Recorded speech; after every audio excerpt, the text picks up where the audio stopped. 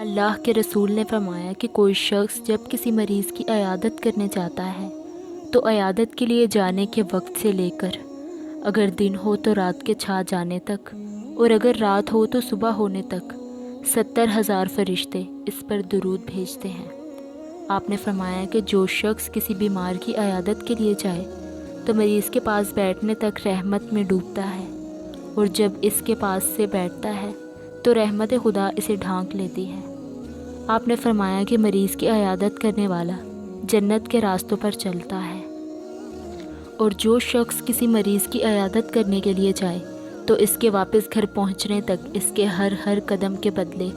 70 لاکھ نیکیاں اس کے نامہ اعمال میں لکھی جاتی ہیں، اور 70 لاکھ برائیاں اس کے نامہ اعمال سے مٹا دی جاتی ہیں۔